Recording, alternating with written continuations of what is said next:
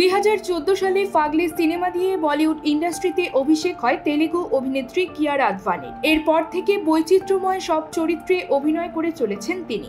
ভারসাম্য বজায় রেখে চলেছেন তেলুগু সিনেমার পাশাপাশি মূলধারার হিন্দি সিনেমায়। ঋত্বিক রোশন, জুনিয়র এনটিআর, রণবীর সিংদের মতো শীর্ষ অভিনেতাদের সঙ্গেও অভিনয় করতে চলেছেন। কিয়ারা ভক্তদের উপহার দিয়েছেন কবির সিং, গুড নিউজ, ভুল ভুলাইয়া 2, সত্যপ্রেম কি কথা সহ অনেক ব্যবসা সফল সিনেমা। সত্যপ্রেম কি কথা সিনেমার জন্য পেয়েছেন Filmfare award of best actress পুরস্কারও। অভিষেকের পর বলিউডে অভিনেত্রী হিসেবে নিজের জায়গা পাকাপাকি করে নিতে সক্ষম হয়েছেন কিয়ারা। কিন্তু জানেন কি, অভিনেত্রী হওয়ার স্বপ্ন বাস্তবায়িত না হলে কিয়ারা একজন শিক্ষক হতেন।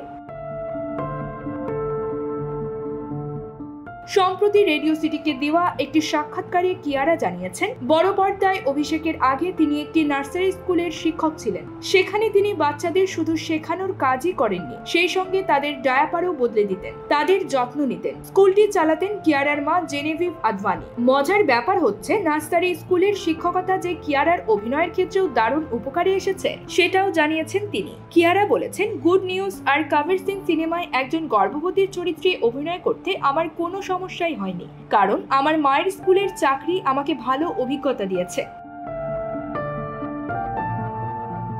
কিয়ারাকে সামনে তেলুগু সিনেমা গেম চেঞ্জারে দেখা যাবে।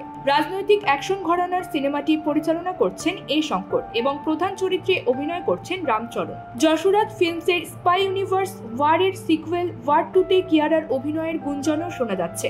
ওয়ার 2-তে অভিনয় করছেন ঋত্বিক রোশন ও জুনিয়র এনটিআর। অন্যদিকে রণবীর সিং এর বিপরীতে ডন 3 সিনেমায় অভিনয়ের জন্য অডিশন দিয়ে সেখানেও পাসমার্ক পেয়েছেন কিয়ারা আদভানি।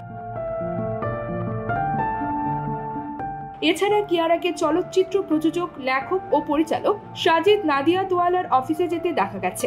ধারণা করা হচ্ছে, আগামী ঈদে AR মুরুগদাস পরিচালিত সিকান্দার সিনেমায় অভিনয় করতে চলেছেন কিয়ারা। শুধু তাই নয়, সিকান্দারে নাকি সুপারস্টার সালমান খানের সঙ্গে জুটি বাঁধতে চলেছেন তিনি। নিউজ ডেস্ক, সংবাদ পরিক্রমা।